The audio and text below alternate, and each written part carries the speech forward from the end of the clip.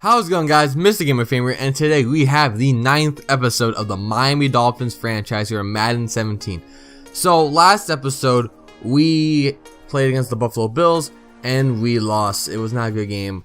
So hopefully we can rebound. Oh, wait a minute, we have a bye week. Yes, that's right, guys. We have a bye week, and this episode we're just gonna recap the whole season and just going through some of the stuff that I don't really show you guys. So a little bit of a behind the scenes action. So you just saw Arian Foster has one more week of his injury, and then next week he will be fully healthy. So obviously it doesn't matter because we don't play today, so I just hit start Jai. But next week he is going to return, so don't worry, guys. And also we have Brandon Dowdy injured for 5 weeks. So let's go check out the stats, guys. So here first up we have Ryan Tannehill, 13 touchdowns, 15 interceptions. He's been struggling, mostly due to the fact of my play. For some reason, I always scramble and I always make poor decisions. So that's on me, guys. I'm sorry. Cause you don't see a lot of those quarterbacks. I don't get a lot of quarterbacks that have are kind of fast. That they're able to scramble. And Tannehill, he was a wide receiver in college. So, and for high school and also in college for a little bit. So that's why. So hopefully my game can improve with him, because obviously 13 touchdowns and 15 interceptions isn't that great. The running game started off pretty well with Arian Foster, and then when he got injured, it kind of fizzled out a little bit, and hopefully he can bring that back next week. With receiving, the receivers, our top receiver was Jordan Cameron. He's my favorite target. He's played great, and the wide receivers also played great as well, like Devontae Parker, Jarvis Landry, etc., etc. O-line has been played terrible to an extent. Juwan James has been the weakest by far. He's played pretty poor. He's given up 8 sacks, and you said Gerard Bushrod, I might look to resign him because he hasn't given up a single sack. So possibly. You saw the defense there. And our leading intercepting leader, our player with the most interceptions on the team, I believe, was Rashad Jones with 4 interceptions. I think Byron Maxwell had 3. So yeah, that's good. Andrew Frank 6 for 9 I saw. So maybe we can look possibly at a new kicker at the end of the season. And you see all the passing stats there. You saw Tannehill in the kind of at the top 15 in passing yards. So hey, that's a positive, but I don't always want to throw the ball with him a lot. I'll try to mix it up. And you see he's leading the league with 15 interceptions. Not so good. And you see the passing touchdowns. He's around 15th. He's tied with a couple players with 13. So there's that. Here, check out running backs for leading runners. And Foster was leading the league for a little bit, and then when he got injured, he started going a little bit downhill because obviously he hasn't played since week 4 or week 5 or whatever. So hopefully he can climb back up the ladder. And you're gonna see, you saw Lamar Miller, former Dolphin Lamar Miller, and you see Jay Ajayi with 256 rushing yards. Now we're gonna check the receivers, and we don't have a receiver with over 500 yards. You see Jordan Cameron with 495, so he's very close to breaking 500. He's having a great season. Obviously, this is actually his contract is expiring next in this offseason, so maybe we'll resign him. And luckily, we haven't have any injury problems with him. I was actually shocked to see that Juwan James wasn't at the very top. He is top 10 in the most sacks given up with 8, but there's a player that's given up 11 sacks, and some players in the double digits. So I'm actually quite shocked. So there are worse offensive linemen. So to see the defensive stats, and for some reason the only player I came across in the defensive stats was, I believe, Rashad Jones. For some reason I didn't see any other players. For some reason, I guess we don't have a lot of tackles, a lot of sacks or interceptions. For some reason, I don't know why. But anyway, so you see the leading sacks 15.5 already for JJ Watt. He is an animal. And yeah, so fortunately we're not playing against him this year. So yeah, there's a positive. And you see Jelani Jenkins there with, I believe, 3 sacks.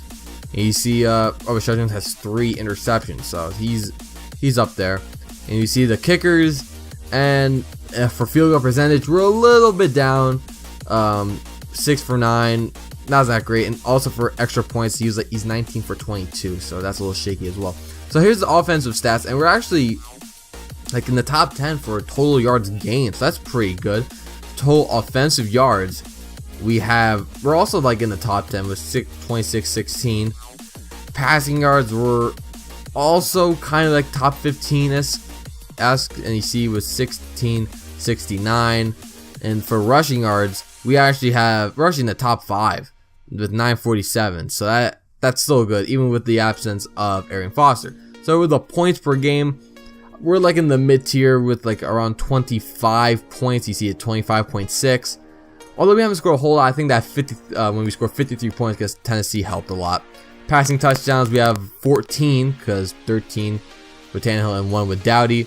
And here you see first down gain, and we're a little bit down, looks like, so with 112. So a little bit on the bottom half of the table. So defense, total yards allowed, we're not actually in the top 5, and the passing yards allowed, we're actually second behind Seattle.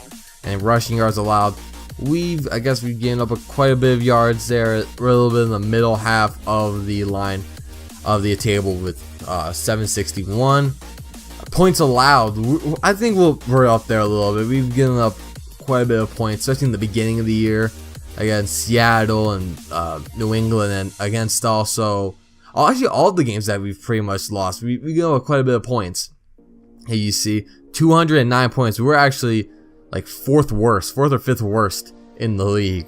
Not as bad as the Falcons. With the QB sacks, we're actually in the top 10 with 21 sacks. That's very nice right there. We have good pass rush.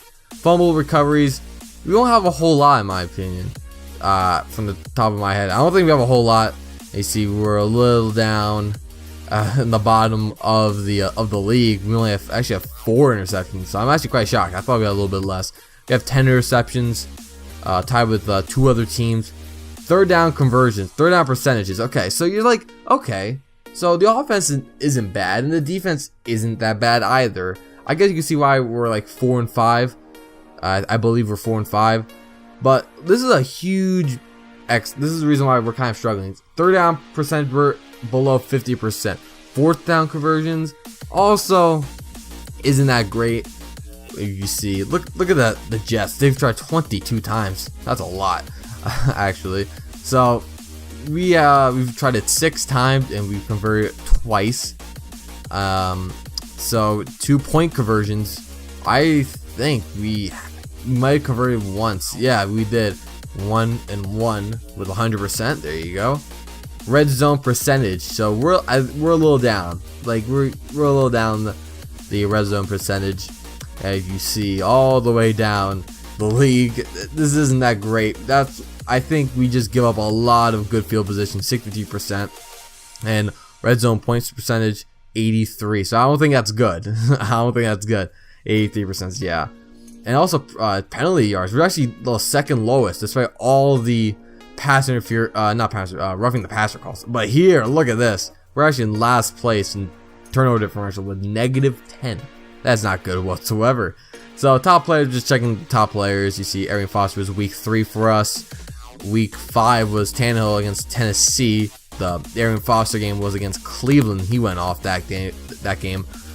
And here's the standings: 7-0. The only undefeated team is the San Diego Chargers, and we actually play them next week. So possibly we could snap their undefeated record. And you see, we're 19th and actually we are 3-4. So we're not 4 and 5. We're 3 and 4. You see, there are 4 teams with only 1 win.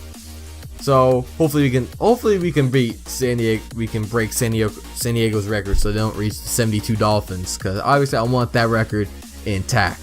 So we see the AFC North 6-1 Bengals lead on top against. That's a pretty close race with Bengals, Steelers, and Ravens. Browns. Texans 5-2. Looks like that they're gonna walk away with the division. Well, I'm actually shocked about the AFC East. The Patriots are only 4-3, so hopefully they can drop some wins and hopefully drop some losses, and we can get some more wins, because it's actually pretty close. I didn't know it was that close. So the Chargers there, and the Packers 5-1. The Bears are the Bears and Lions are 4-3. Panthers are 5-1 in the NFC South, with the Buccaneers 3-3. Falcons 1-6. And you see that's fairly close. It's a it's a neck and neck race between the Cowboys and Eagles in NFC East. The Rams and the Seahawks in the NFC West. The Rams are 5-1. Rams are 5-1. Seattle is 4-1. So here's the schedule here. You see the past games we've had. We only had like one close game. That's against Steelers. So we have a bye week. Actually, no, we don't play San Diego next week. I forgot. We're playing against the Jets at home. The week after we're playing San Diego. So hopefully they could still be undefeated, because I would like to break their streak. So we're actually making some trades. We actually made 2 trades. Here we have Jason Jones, and we're gonna trade him to Cleveland for a 6th and a 5th in this 2017 draft. He didn't really. I barely saw him on the field, so I was like, he's not worth it. So let's get rid of him. And also, he traded Brewer, the offensive lineman, for a 7th round pick from the Redskins. I signed him, like, I believe the first episode. He was a backup. Don't really need him. He hogs like $2 million cap space, so don't really need him. So we signed 2 practice squad players, Kevin Byard and an offensive lineman. I totally forgot the offensive lineman's name. And there we actually promote Neville Hewitt, right outside linebacker, to the 53-man roster. And here the last thing we're gonna do, I believe. The last thing we're gonna do is scouting. So it's hard to find one really poor weakness. Some of the weaknesses on the team, I believe, are defensive tackle, right tackle, maybe not really running back, because we have Ajayi, and then we have also Kenyon Drake, who's a little younger. Obviously, he's a rookie. Like cornerback could possibly be improved. The offensive line could be better, I guess. It's really hard, because we have some good areas on our team, but we have some areas that could be improved a lot. I think like positions that we're fine is like wide receiver. I think linebacker, we're not that bad. Maybe we can add a player or 2. So yeah, and the D line is actually pretty good, except for defensive tackle. So that's really it, guys. Stay tuned. Next episode will be against the New York Jets in our 3rd and final game of our 3-game homestand. And then the next week will be against the hopefully undefeated by then, because I like to break their streak, 7-0 San Diego Chargers. So thank you guys for watching. Comment, rate, and subscribe for more content on this channel. Follow me on Twitter at Mr. Game of Fame, and I'll see you guys next time.